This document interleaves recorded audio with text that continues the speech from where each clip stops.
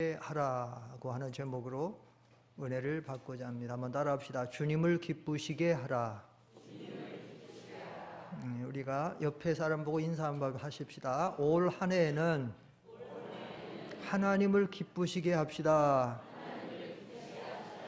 이게 올 2020년 우리가 한 해 동안에 가지고 살아야 될 우리의 표와 같은 말씀으로 우리가 말씀에 붙잡고 살아야 됩니다. 주님을 기쁘시게 하라. 오늘 여기 본문 10절에 보면 주를 기쁘시게 할 것이 무엇인가 시험하여 보라. 주님을 기쁘시게 할 것이 무엇인가 시험하여 보라.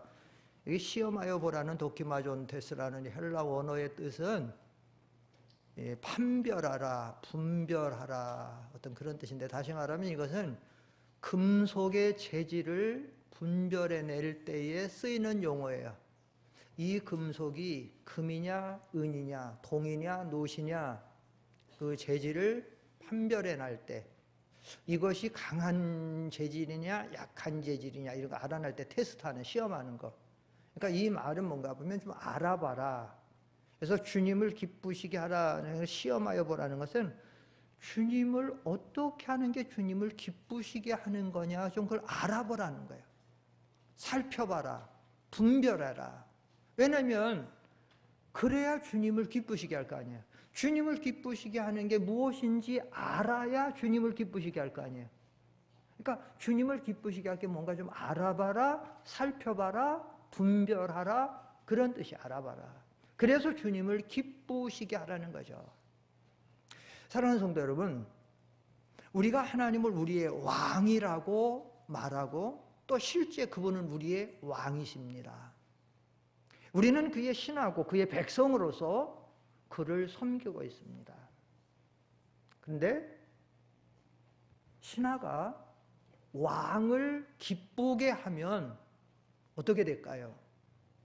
황제가, 큰 나라를 다스리는 그 권력 있는 황제가 어떤 신하가, 어떤 백성이 정말 자음에 마음에 들고 자기를 기뻐해요. 그래서 그 사람 정말 마음에 들어요.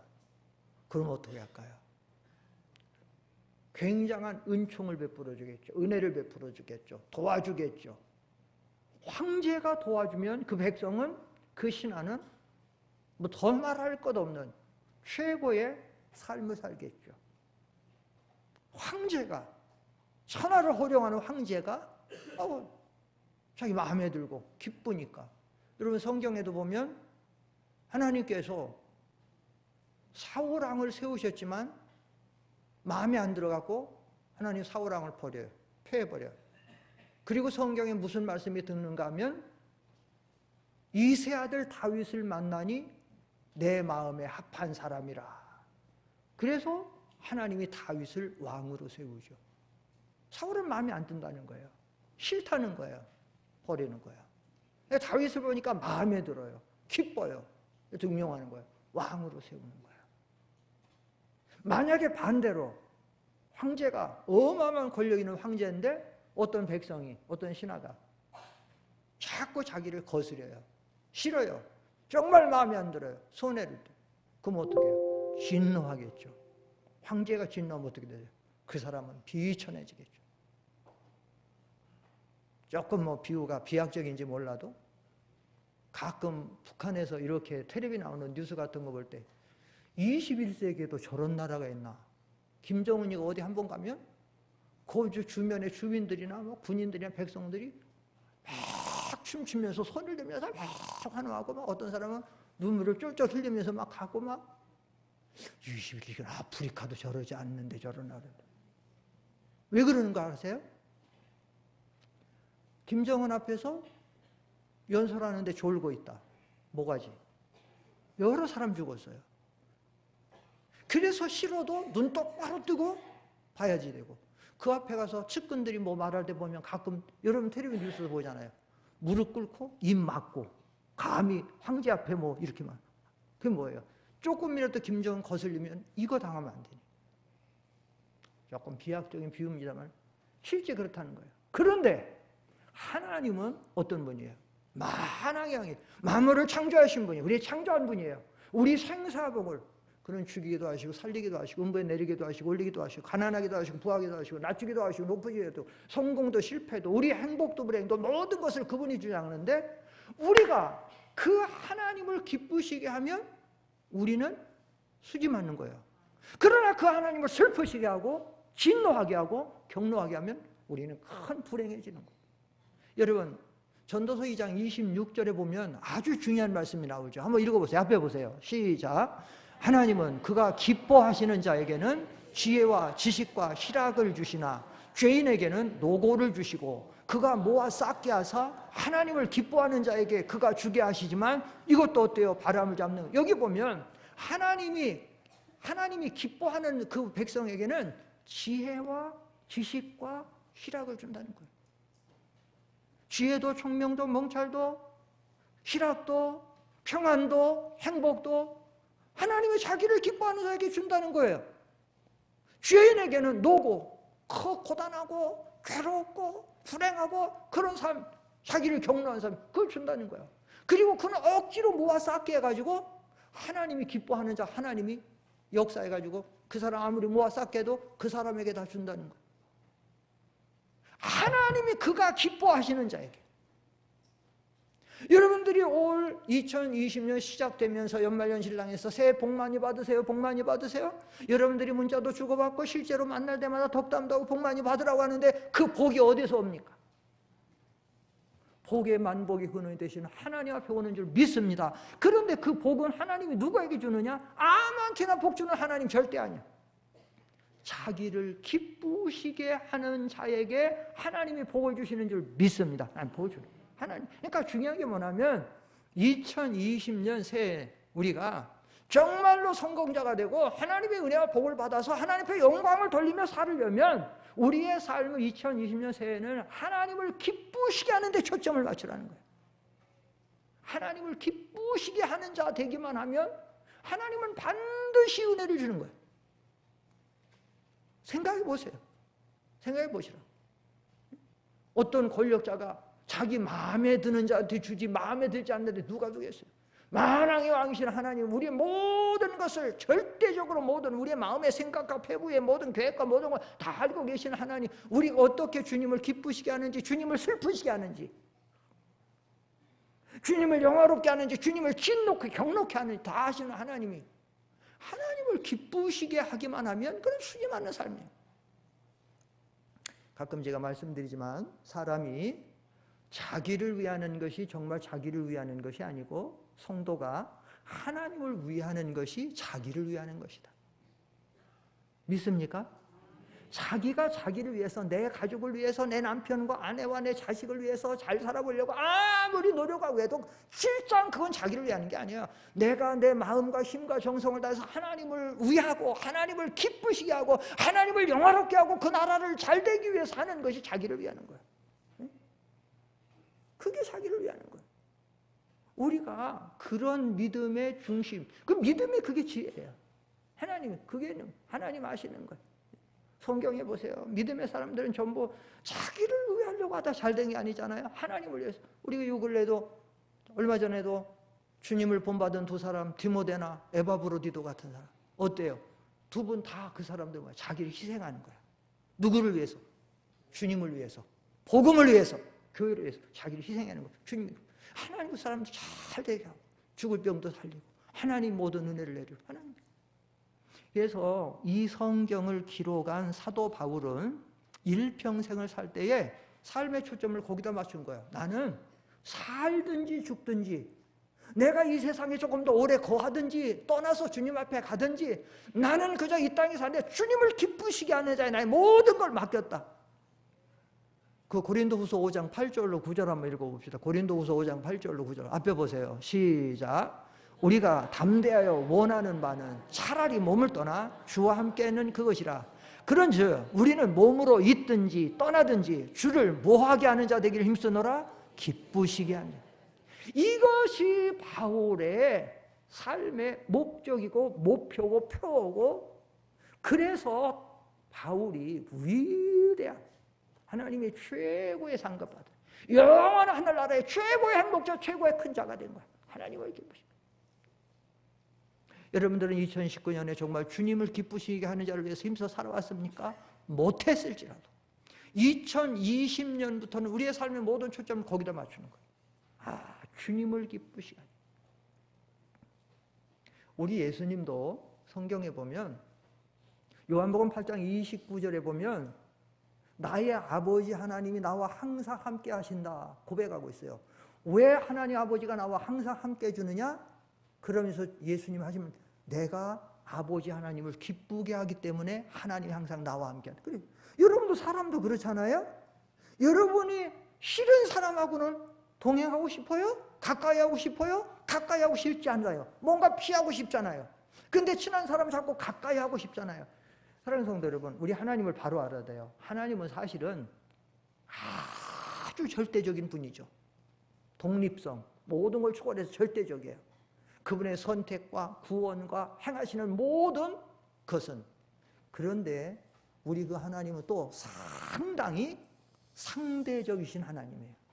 그 상대적이라는 건 뭐냐? 하나님은 우리가 하나님을 사랑하면 하나님도 그만큼 우리를 사랑하고, 우리가 하나님을 사모해서 가까이 하려고 하면 하나님도 그만큼 우리를 가까이 해주려고 하고. 제가 지금 성경에 있는 얘기하는 거예요. 우리가 요즘 사무엘상 하면서 그거 자꾸 읽잖아요. 우리가 하나님을 존중히 여기면 하나님도 우리를 존중해서 높여주고요. 예? 우리가 하나님을 멸시하면 하나님 우리를 경멸히 여기고. 상당히 그 구원과 이런 것은 하나님의 절대적인 어떤 선택에서 이루어지지만, 우리가 하나님의 은혜와 복을 받고 누리는 그것은 상당히 상대적인 거예요. 그러니까 우리가 2020년 이해에 정말 하나님을 기쁘시게 하면 하나님이 반드시 은혜와 복을 주실 줄 믿습니다. 그러면 우리가 어떻게 하여야 하나님을 기쁘시게 할까요? 첫째는 우리 그 인식 속에서 내가 하나님을 기쁘시게 하는 자가 되어야 되겠다는 그 인식이 언제나 자리 잡고 있어야 돼. 초점을 맞춰야 돼. 그 중심이 딱 되어 있어야 돼. 많은 그리스도인들을 보면 신앙생활을 하는데 내가 이렇게 하는 행동이, 내가 지금 이렇게 살아가는 방식이, 나의 지금 이 문제 어떤 처리가 이게 하나님을 기쁘시게 하는가? 슬프시게 하는가? 하나님을 영화롭게 하는가? 하나님이 정말 진노하실 만한 일인가? 생각도 없이 그냥 내 이익 따라서, 내 감정 따라서 막 해버리는 사람들이 많아요. 어리석은 거야. 항상 우리가 하나님을 믿는 사람들이라면 정말로 내 삶에 지금 내 하고자 하는 일들, 이 행동, 이 계획들이 하나님이 기뻐하실 일인가 아닌가를 생각하고, 그래서 하나님 기뻐하시는 일이면 적극하고, 하나님이 안 기뻐할 것 같으면 하고 싶어도 안 해야 되고, 어둠의 일 같으면 버려야 되고, 떠날 것 같으면 떠나야 되고, 이것이 내가 좀 희생이 돼도 고난이 돼도 하나님 기뻐하실 것 같으면 몸 내들고 마음 내들고 시간 내들고 해야 되고.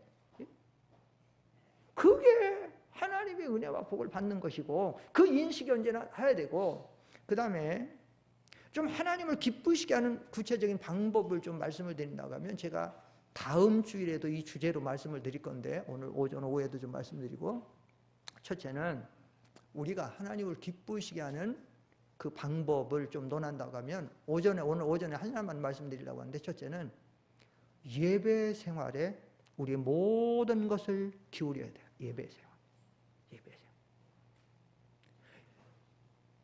예배는 하나님을 기쁘시게 하는 최고의 수단이 예배입니다. 여러분, 예배는 뭐예요? 예배는 하나님 앞에 나아가 하나님을 만나서 그와 교제하고 그를 섬김으로 그 앞에 영광을 돌리는 거예요. 제가 자주 말씀드려요. 지상교회가 존재하는 목적이 두 가지가 있는데, 첫째가 뭐라 그랬어요? 예배라 그랬죠. 구원받은 성도들이 모여서 예배로 하나님을 영화롭게 하는 거다. 지상교회 존재하는 목적, 한마디로 말하면 하나님께 영광을 돌리기 위해서 지상교회가 존재하는 것인데, 그 방법이 첫째가 예배라는 거예요. 구원받은 성도들이 모여서 신앙을 고백하고 거기서 그 하나님과 교제하고 섬김으로 하나님께 영광을 돌리는 게 예배예요. 이 예배는 그렇기 때문에 예수 믿고 구원받은 성도들의 신앙의 출발이고 중심이고 기초고 기본 예배, 제일 중요한 부분이 예배입니다. 신앙생활의 제일 중요한 부분이 예배예요. 따라합시다. 신앙생활의 제일 중요한 부분이 예배다.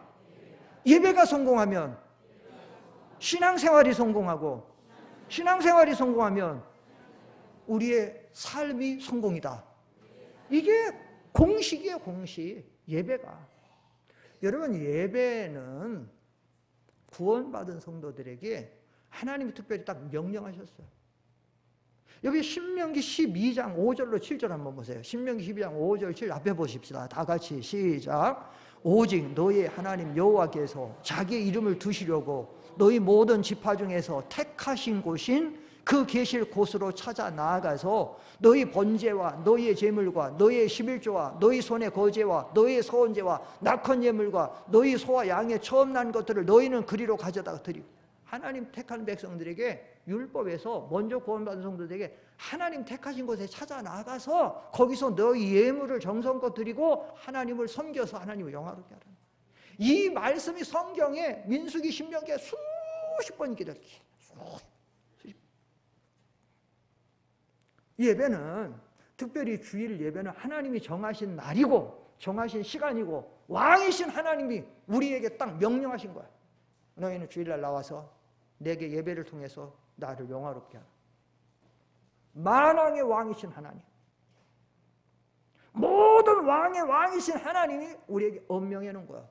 주일날 나와서 너희는 나한테 예배를 통해서, 경배를 통해서 나를 영화롭게 하라.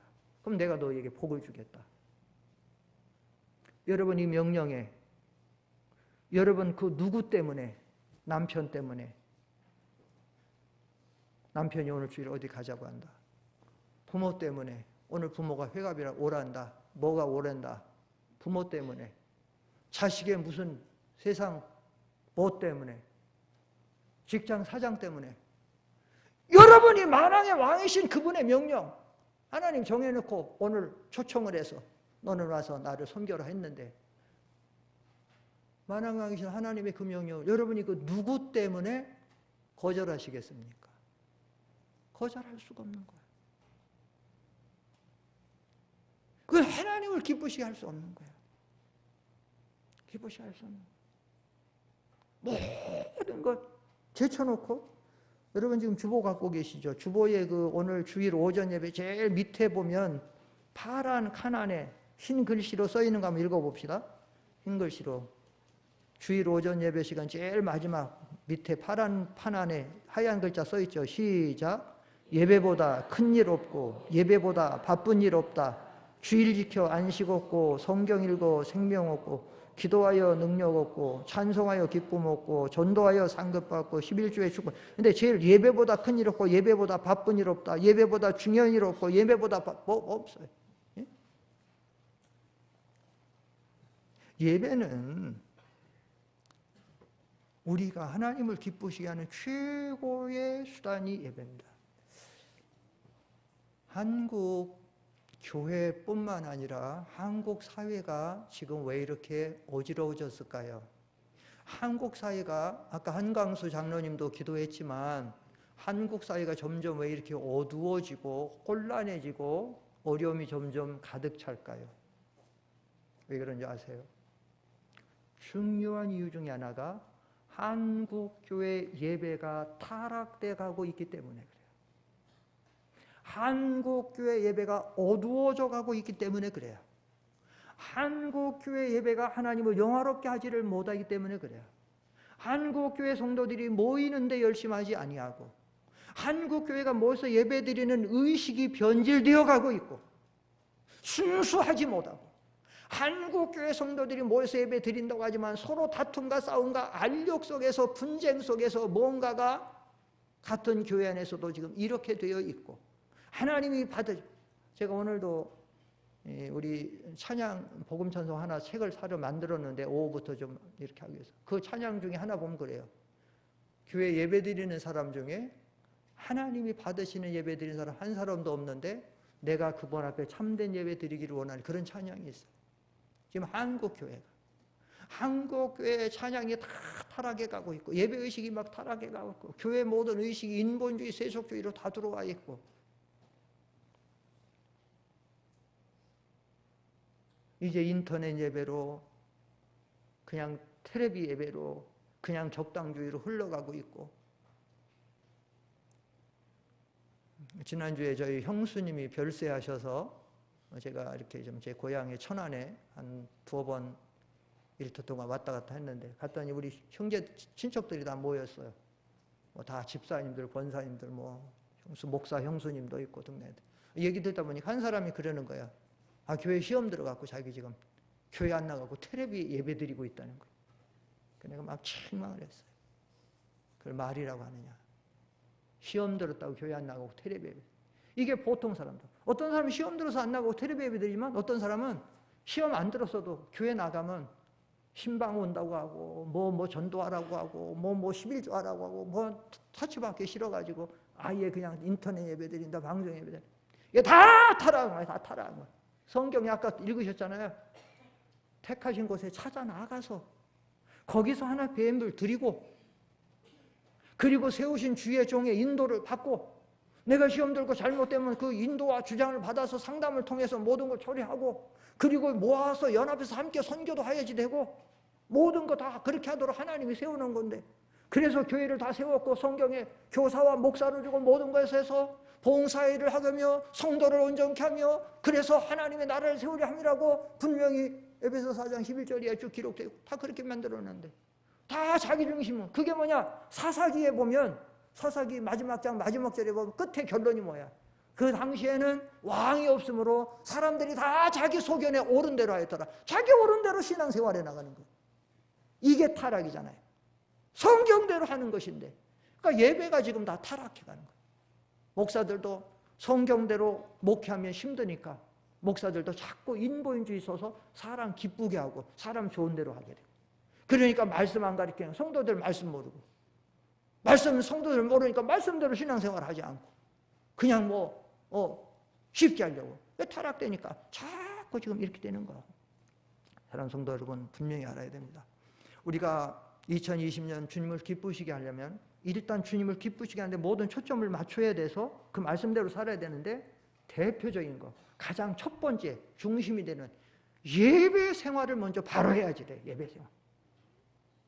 이 예배 생활을, 예배 1시간 나온다고 그게 다가 아니고, 예배도 주님이 받으실 만한 예배. 가인이 예배 안 드렸나요? 가인 예배 드렸습니다. 홈리와 비누아스가 예배 안 드렸나요? 홈리와 비누아스 제사 드렸습니다. 나답과 아비후가 예배 안 드렸나요? 나답과 아비후가 예배 드렸습니다. 합당치 않은 예배, 바로 드린 예배가 안 드려서 벌을 못 받은 거예요. 이 예배가 회복되어야 되는 거예요. 한국교회, 우리 성도들의 신앙이 이게 회복되어야 되는 거예요. 회복이 돼야 돼요. 신앙생활 속에서 예배 잘 드리면 하나님이 반드시 복을 주십니다. 신약시대에 우리가 잘 아는 것처럼 예루살렘 교회 처음 초대교회가 시작이 됐지요. 잘 나갔어요. 은혜가 풍성해서 오순절 성령이 내리고 서로 사랑해서 유무상통하고 한 몸같이 나갔어요. 그런데 교회가 시험이 들기를 시작했어요. 히브리파 유대인들과 헬라파 유대인들의 알력이 생겼죠. 그때 사도들이 하나님 앞에 기도하고, 이거는 우리는 사도들은 말씀과 기도하는 거 전무하기로 하고 이것을 성령과 지혜가 충만하여 칭찬받는 사람에게 맡기자 그래가지고 그렇게 했죠. 그래서 7 집사를 세웠어요. 7 집사를 세웠는데 제일 믿음이 좋은 집사가 스데반 집사님이었어요. 스데반 집사가 막 나가서 복음을 전하다가 얼마 있다가 순교를 당하죠. 요즘에 새벽에 우리가 배우는 거예요. 새벽에. 그런데 2번째 믿음 좋은, 그 다음에 스데반 집사가 죽으니까 빌립 집사가 일어나죠. 빌립 집사가 일어나는데 어느 날 갑자기 빌립 집사가 주의 사자가 나타나서, 성령의 감동으로 주의 사자가 나타나가지고는 빨리 막 시키는 거예요. 빨리 남쪽으로 내려가라고, 주의 사자가. 네, 주의 사자 천사가 내려서 빨리 내려가라고. 빌립이 시키니까, 성령이 시키고 주의니까 남쪽으로 막 빨리빨리 가는 거예요. 딱 갔더니 한 일행이 가고 있는데, 한 병거가 지나가고 일행이 가고 있는데, 한 사람이 병거에서 딱 앉아 있는데 뭘 보면서 가는 거예요. 그런데 성령께서 빌립한테 그러는 거예요. 병거로 가까이 가라. 그 빌립 집사가 병거로 가까이 가는 거예요. 가까이 가니까 그 사람이 누군가 하면 에티오피아 구수 나라의 간닥의 국고를 맡은, 오늘날로 말하면 재무부 장관이에요. 근데 그 사람이 예루살렘에 왔다가 돌아가면서 성경을 읽고 있는 거예요. 그런데 그 사람이 예루살렘을 왜 왔다 가느냐? 한번 읽어보세요. 사도행전 8장. 그 사람이 왜 예루살렘에 왜 왔다 가느냐? 사도행전 8장 앞에 보세요. 시작. 일어나 가서 보니 에디오피아 사람 곧 에디오피아 여왕 간닥의 모든 국고를 맡은 관리인 내시가 예배하러 예루살렘에 왔다. 뭐 하러 예루살렘에 왔다가? 예배하러. 에디오피아에서 예배드리면 안 됩니까? 되지요. 그러나 얼마나 하나님을 사랑하고 사모하고 진리를 알고 싶고 하나님 바로 예배하러 가깝습니까? 저 에디오피아에서 얼마나 멉니까? 일이 한가합니까? 에디오피아 재무부 장관이 얼마나 일이 많습니까? 혼자 그냥 가족단에 왔다 갈 수 있습니까? 수영원이 없으면 왔다 갈 수 있는 언니들이야. 얼마나 진리를 사랑하면 요즘에 공기 타이어가 좋은 쿠션 있는 차를 타고 가도 성경 읽으면 덜컥덜컥해서 좀 하는데 병거는 딱딱한 바퀴에 그냥 덜컥덜컥 하는데 거기서도 성경 읽고 그만큼 예배를 중요하게 진리를 사모하니까 하나님이 빌립 집사를 막 저쪽에서 보내가지고 물어보죠. 빌립 집사가 전도하기 위해서 읽는 것을 깨달으십니까? 내가 이거 알려주는 사람이 없어 잘 모르겠다고. 혹시 아시면 좀 가르쳐달라고 자기 병거로 초청하죠. 올라가서 딱 보니까 이사야서에서 그리스도에 대한 것을 쭉 읽는데 그걸 보는 거예요. 그래서 그리스도의 죽음과 부활에 알려놓고 예배하러 온 이 사람, 하나님이 그 사람에게 축복해 주는 거예요. 여러분, 우리가 얼마 전에 성탄절을 지냈는데 동방 박사들, 그 사람들은 왜 예수님을 찾아왔어요? 그 마태복음 2장 1절로 2절 한번 읽어보세요. 거기 보면 왜 그들이 왔냐면 앞에 보세요. 시작. 헤롯 왕 때에 예수께서 유대 베들레헴에서 나심에 동방으로부터 박사들이 예루살렘에 이르러 말하되 유대인의 왕으로 나시니가 어디 계시냐? 우리가 동방에서 그의 볼을 보고 그에게 뭐하러 왔노라 하니? 경배가 예배입니다. 이 경배라는 단어나 예배라는 단어가 같은 단어예요. 하나님 앞에 경배를 통해서 영광을 돌리는 이 예배하러 온 거예요. 그래서 동방 박사들에게 하나님이 은혜를 주는 거예요. 그 열왕기상 3장 4절로 5절 한번 보세요. 여러분 그 잘하는 말씀인데 시작. 이에 왕이 제사하러 기브온으로 가니 거기는 산당이 큼이라 솔로몬이 그 제단에 1000번제를 드렸더니 보세요. 5절에 어떤 역사가 나타나는가. 시작. 기브온에서 밤에 여호와께서 솔로몬의 꿈에 나타나시니라. 하나님이 이르시되 내가 내게 무엇을 어떡할꼬? 하나님이 모든 걸 다 주고 싶어서. 왜? 주님을 예배하고 주님 제사하는데 1000번째 그 모든 정성을 다해서 하나님을 영화롭게 하는 예배.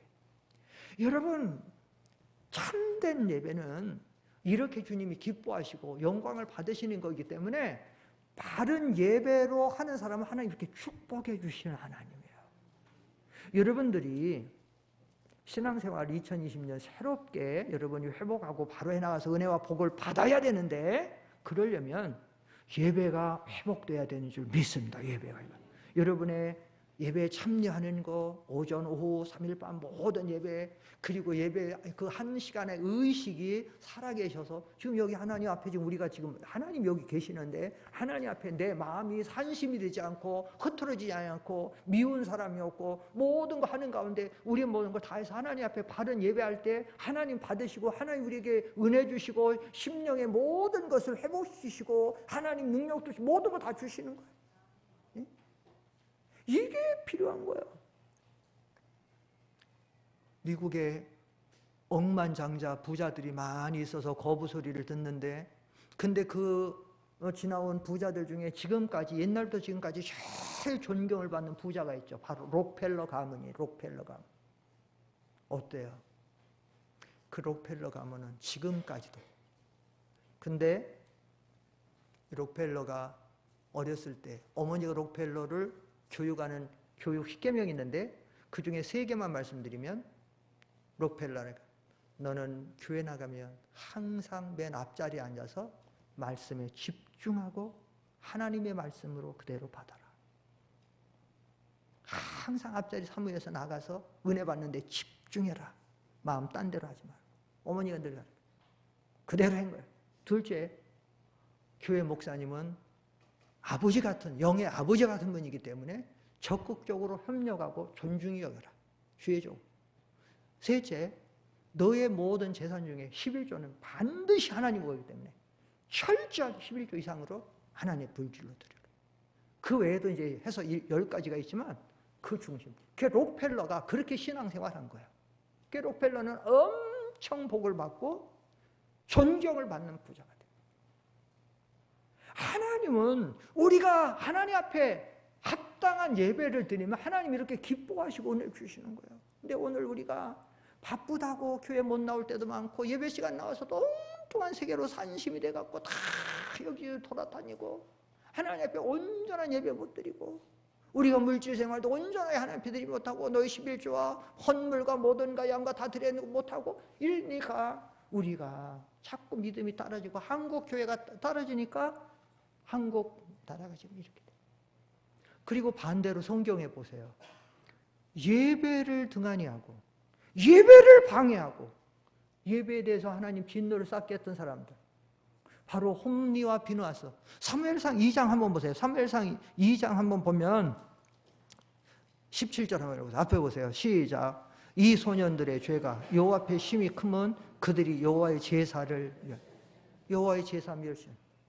어떻게 결과가 어떻게 돼요? 4장 17절 2장 17절에서 멸시했는데 4장 17절 가니까 어떻게 되는가? 시작. 소식을 전하는 자가 대답하여 이르되 이스라엘이 블레셋 사람들 앞에서 도망하였고 백성 중에는 큰 살육이 있었고 당신의 두 아들 홈리와 비느하스도 뭐를 당하였고 죽임을.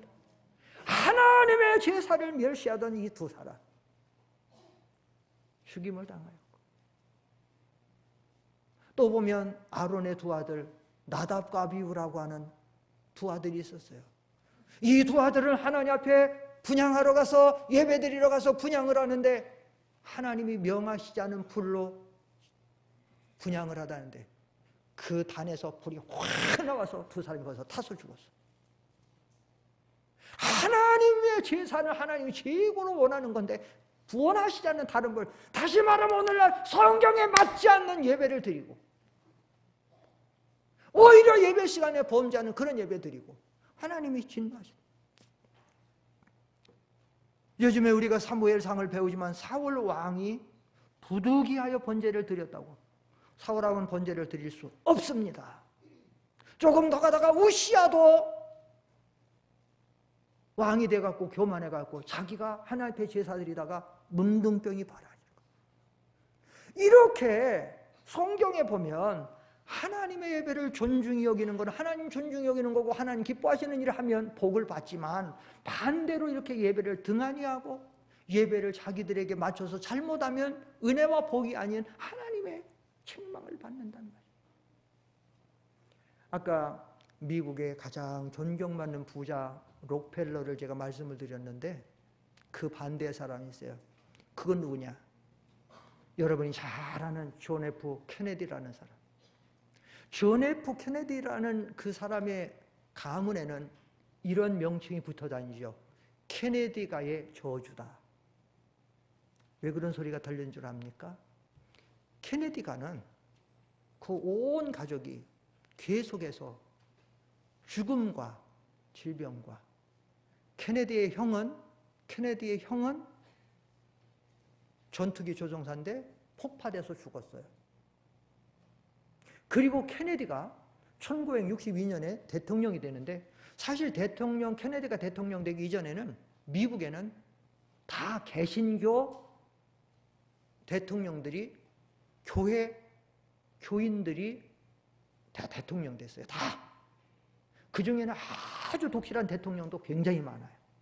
그런데 최초로 캐톨릭, 천주교 사람 케네디가 대통령이 된 거야. 그런데 케네디가 1962년에 대통령이 돼갖고 케네디가 어떻게 했냐면 모든 공립학교의 형평성을 말하면서 공립학교에서 아침에 드리는 예배를 금지시켰어요.